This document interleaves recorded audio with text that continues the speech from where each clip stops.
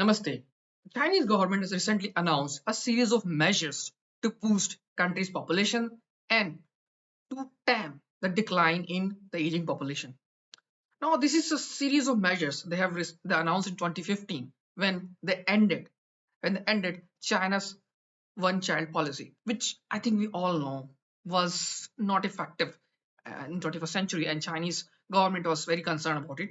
So they announced that they are thinking about it in 2015 to end the single child policy. In 2016, they have announced that they ended the single child policy, and in 2020 sorry in 2016 they have set the limit of two child per family per couple.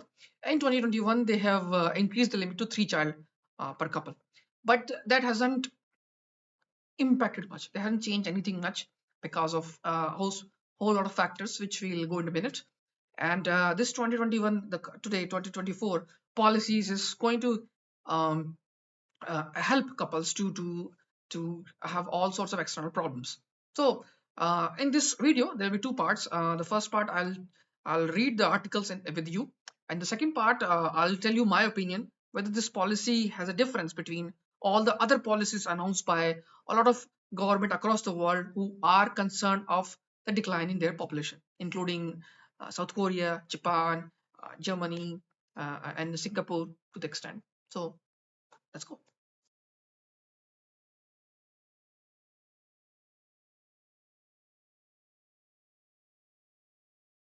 So this is the article from the State Council of the People's Republic of China, one of the governing bodies of China, the highest governing body of China. And this is the article from October 28th.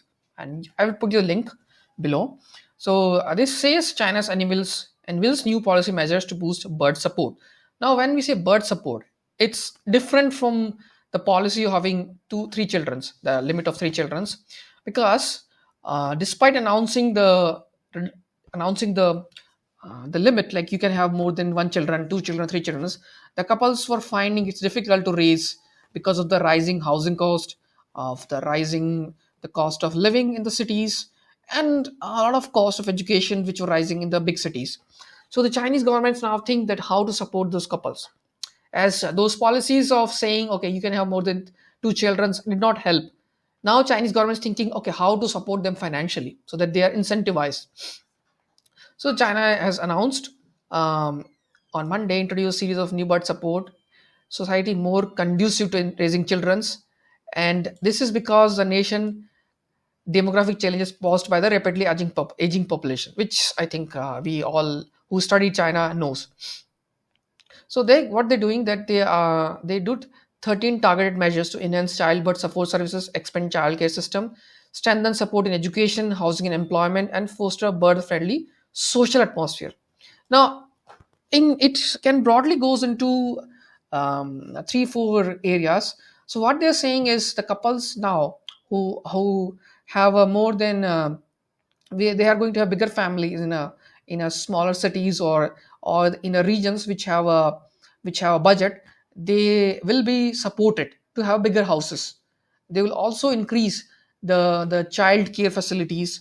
They'll also increase the unemployment facilities in smaller places, especially for the programs which are there for migrant workers. So this is, and the maternity scheme will be introduced that you have a more childcare facilities and also the flexible work policies. Okay, and this one thing is important is childbirth reward and paternity and childcare leave policy. So childbirth reward is like paying money if you have I think if you have more than two child, I think so. I haven't gone to detail on, I couldn't find it so far. And the paternity and childcare leave policy, something like paternity leave on childcare, that just I don't think it's there so far. And also interestingly, personal income tax beliefs, so it's all there to reduce the cost of raising a child, because a lot of couples complain that the cost is too high in big urban centers and they cannot leave their jobs to have one more child or any child or even single child.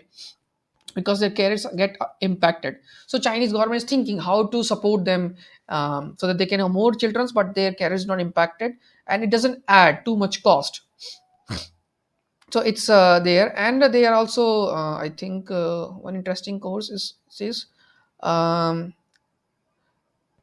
more is child care facilities. They will be established.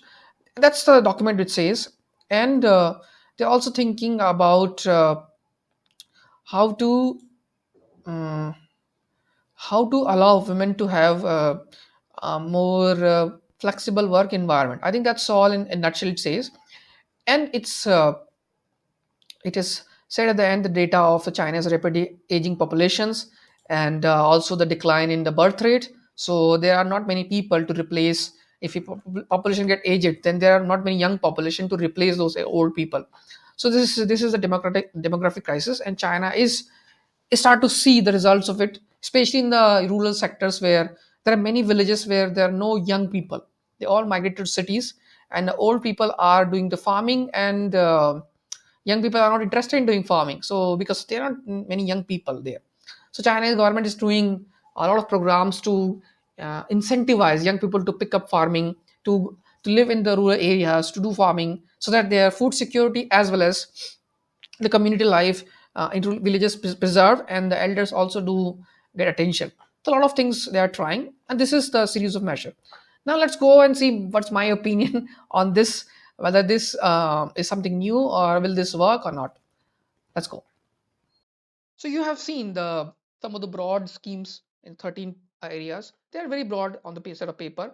The China is trying to implement on top of what they have already decided on 2021. They increased the per couple limit to 3 children. So, but the couples did not want to have more children because the rising cost of the on the impact of the career. If you are on a corporate ladder, having a child or more children, more than one, can take away your time in a in a corporate world. Competition is too high, your career may be impacted. So Chinese government is trying to address those issues which have forced couples not to have not sorry the couples to not have more children, in nutshell. Now will they succeed? Because these policies are not new ones. They have been tried in Japan, in South Korea, and they did not work so far. The government tried to incentivize by providing couples money. They tried to boost birth rate by thinking of increasing some money to certain fund, or reducing some income tax relief, but it did not work as such so far. However, China is a big country. They don't have to ask everyone to have like 10 children or 4 children. I mean, some people who live in tier 2, tier 3C, small cities, those who have time, those who have a stable career, they may think of it, they can get incentivized. And there is a possibility that this scheme, this all the things Chinese government is saying may work easily. And considering, now this is a bit controversial, what I'm going to say, but this is just my opinion. And Chinese government was able to implement single child policy because there is single power. The government is a single party government. We all know it. CCP is in power, and they have all the levers now. Also, like they used single child policy, the enforce of single child policy they did. It was not really discussed much, but the single child policy are implemented. So, if Chinese government feel that they have to secure the nation's progress by increasing the birth rate, by increasing population, they may use all the levers they have, like social security score, like the company job, a lot of things they can use. Ask couples to have more children, and they can incentivize them in a bigger way. They can incentivize by offering a lot of things, by changing things, or by asking people to relocate. They can relocate entire industry to smaller centers, giving them bigger houses, opening more facilities, more education centers, pediatric, like they said. So the big, because China is a big country, they can actually do all sorts of big ideas they are saying.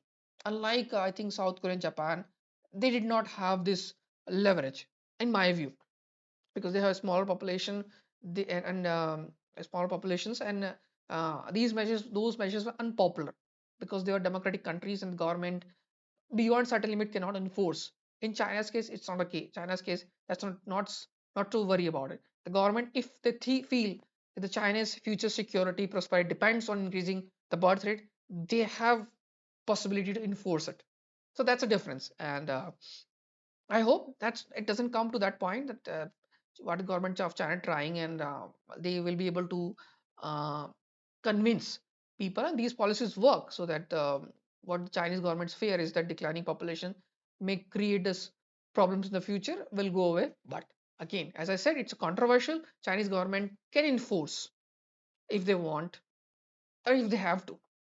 So that depends on the future. Thanks for watching this video. If you like the commentary, well, you can share with others. And till the next video, bye bye. Namaste.